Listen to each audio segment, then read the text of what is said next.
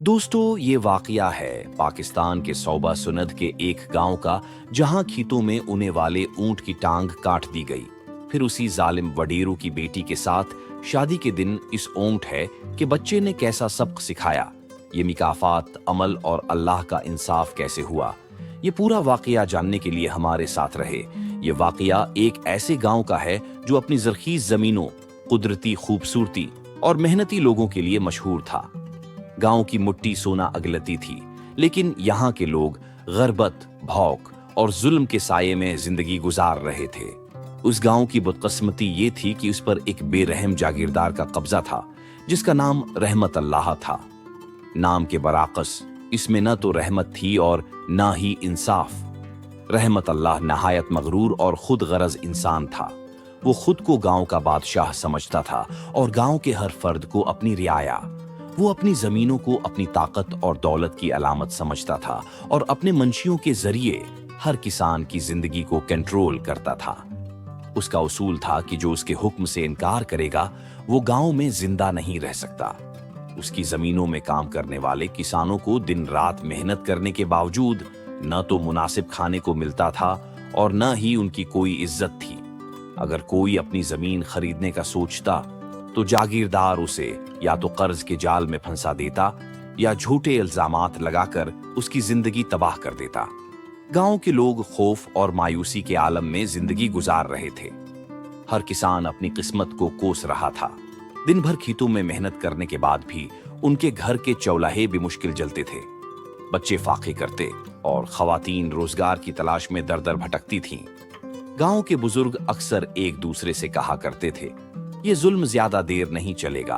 अल्लाह की लाठी बेआवाज होती है, जब वक्त आएगा ये होगा। जागीरदार अपनी जमीन समेत मिट्टी में दफन हो जाएगा। गांव में मंजूर नामी एक किसान रहता था जो अपनी ईमानदारी और खुददारी के लिए मशहूर था। उसके पास अपनी जमीन नहीं थी और वो जागीरदार के खेतों में काम करता था। मंजूर दिन रात मेहनत करता और किसी से ज्यादा बात नहीं करता था। वो एक सीधा सादा इंसान था, लेकिन उसकी जिंदगी की सबसे बड़ी खुशी उसकी खूबसूरत और नेक बीवी थी। एक दिन जागीरदार खेतों का मुआयना करने आया। उसकी नजर मंजूर की बीवी पर पड़ी, जो निहायत हुसैन और बाहिया औरत थी।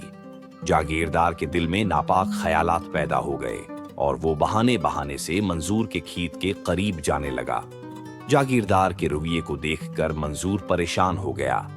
वो समझ गया कि जागीरदार की नीयत ठीक नहीं है।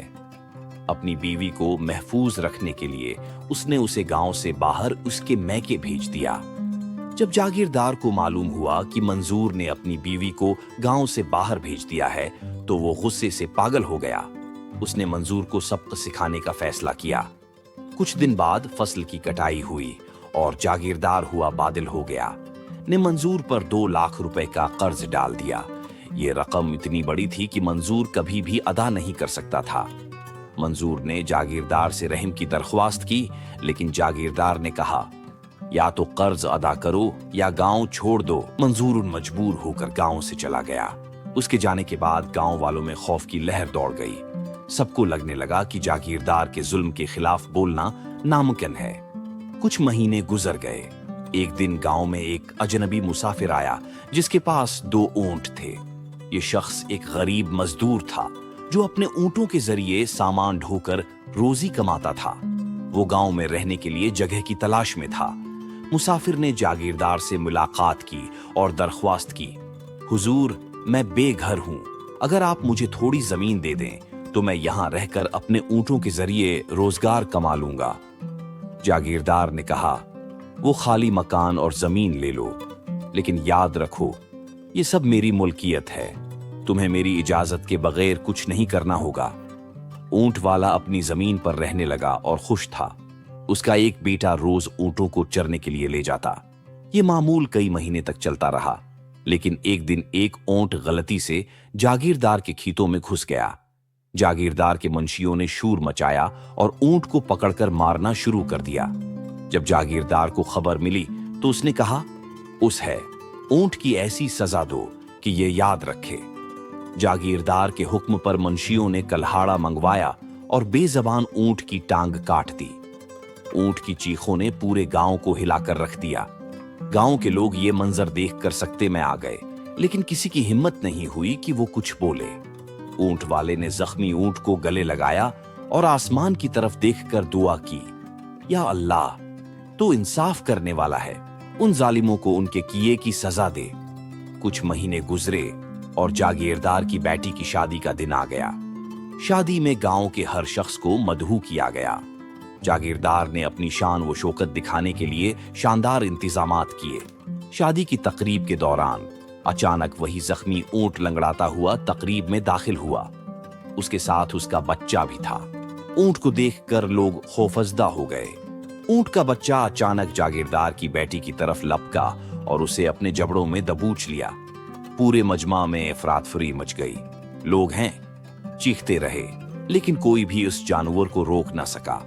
जागीरदार की बेटी जख्मों की ताब न लाते हुए वहीं मर गई।